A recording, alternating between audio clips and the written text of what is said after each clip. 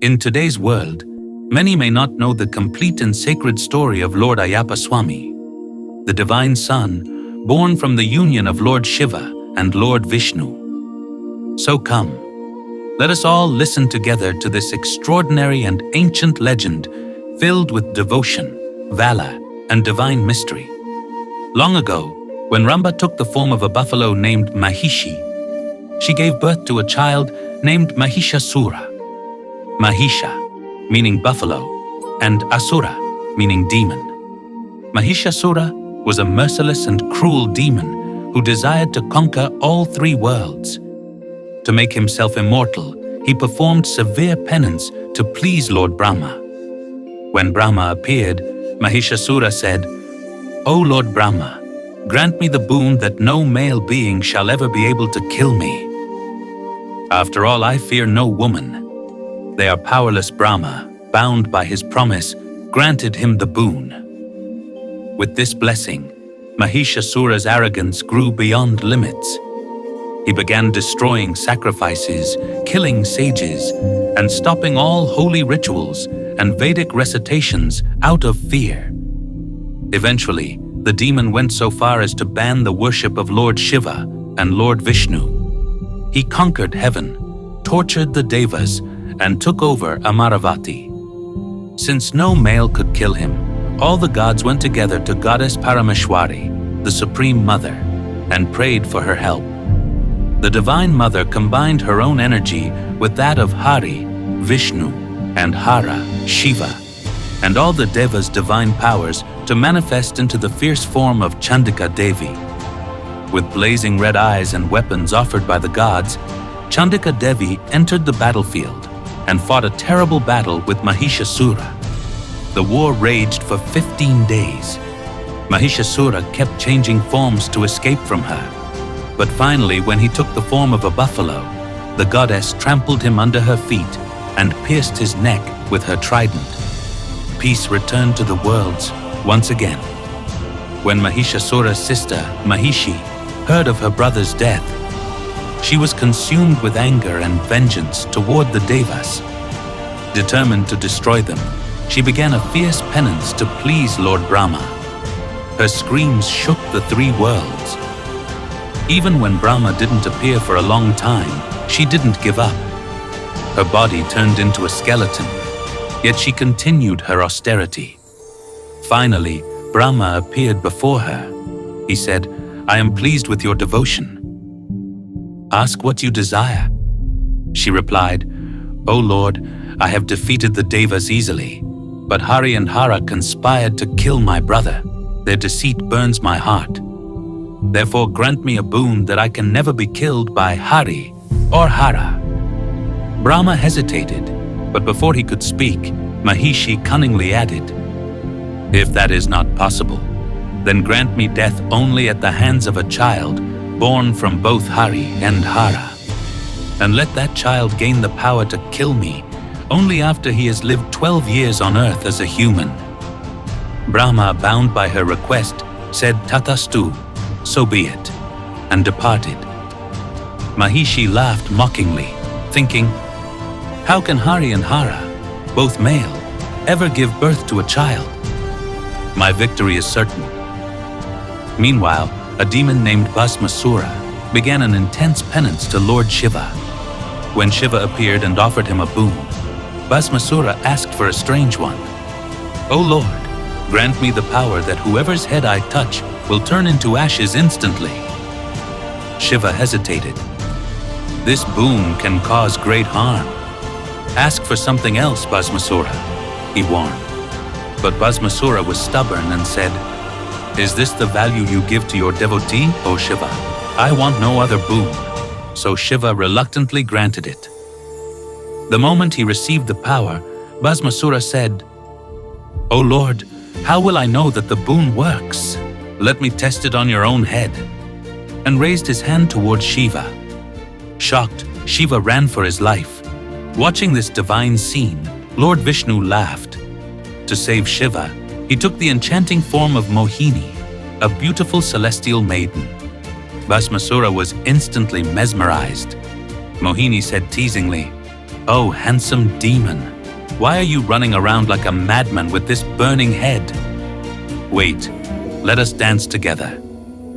As she danced gracefully, Bhasmasura followed every move. Suddenly Mohini placed her hand on her head, and he mimicked her. In an instant, Bhasmasura turned to ashes. Even Lord Shiva was enchanted by Mohini's divine beauty. "Who are you?" he asked. She replied, "I am no one. I appear as you see me." Their divine union, Hari and Hara, resulted in a radiant white orb of light from which Lord Ayyappa emerged, a child of brilliant divine energy. This unique union occurred because of Brahma's boon, to end the tyranny of Mahishi. In the age of Kali, when Dharma, righteousness, stands on only one leg, Ayyappa Swamy was born to restore peace and balance to the world. Therefore, he is also called Harihara Putra and Dharma Shasta. The divine child was left on the banks of the Pampa River, where he was found by King Rajashekhara of Pandalam during a hunt. Seeing the radiant baby wearing a golden bell around his neck, the king was astonished. Lord Shiva, disguised as a sage, appeared and told the king, "This child is a divine gift. You have no children. Raise him as your own." Overjoyed, the king took the child to the queen. The bell around the baby's neck was called Mani, and since it hung on his throat, Kanta, the divine boy came to be known as Manikanta. The king and queen lovingly raised him. Soon prosperity filled the kingdom. Later, the queen gave birth to a son named Rajraja. Young Manikanta grew wise and strong. He mastered every art and weapon under the royal teacher. His guru was astonished by his divine brilliance. Once, Manikanta restored sight and hearing to his guru's disabled son as a gesture of gratitude. Everyone adored him, calling him Ayya and Appa, a blend that later became Ayappa. When Manikanta came of age, King Rajashekhara decided to crown him as heir to the throne. All were delighted, except the minister, who felt jealous and manipulated the queen. He said, "Your own son is alive, yet you plan to crown a foster child. Think like a mother? Is that fair?" The queen, deceived by his words, grew anxious. Together they plotted against Manikanta. She pretended to be ill and claimed she could only be cured by drinking tiger's milk. Doctors, bribed by the minister, confirmed this dangerous remedy. Many brave men went to fetch tiger's milk, but never returned. Finally, Manikanta volunteered. Though the king objected, he allowed it reluctantly. The king prepared his journey, giving him sacred offerings tied in 2 blue pouches called irumudi, one for the Lord and one for his journey. Carrying the irumudi on his head, Manikanta set out into the wild forest filled with fierce beasts. It was time to fulfill the divine purpose, the destruction of Mahishi. Sage Narada approached Mahishi and said, "O demoness, the child born of Hari and Hara has arrived to end you." Enraged, Mahishi roared, shaking the mountains. Ayyappa Swamy fought her in a fierce battle. The Devas descended to witness it. Mahishi, in buffalo form, charged toward him furiously. Lord Ayyappa seized her, trampled her, and danced upon her body. The divine Tandava. Mahishi suffocated and died. From her body emerged a beautiful woman named Lilavati, freed from her curse. In her previous life, she was the daughter of a sage who had cursed her to be born as a buffalo demoness due to her arrogance. After her liberation, Lilavati shyly bowed to Ayappa and requested him to marry her. But Ayappa said, "I am a celibate. I will not marry. But since you prayed sincerely, you shall be worshipped as Malikapuratama, and my devotees will offer prayers to you forever." Thus even today, Malikapuratama is worshipped alongside Lord Ayyappa at Sabarimala. Lord Shiva appeared before Ayappa and said, "My son, your purpose on earth is fulfilled." But Ayappa replied, "No, father.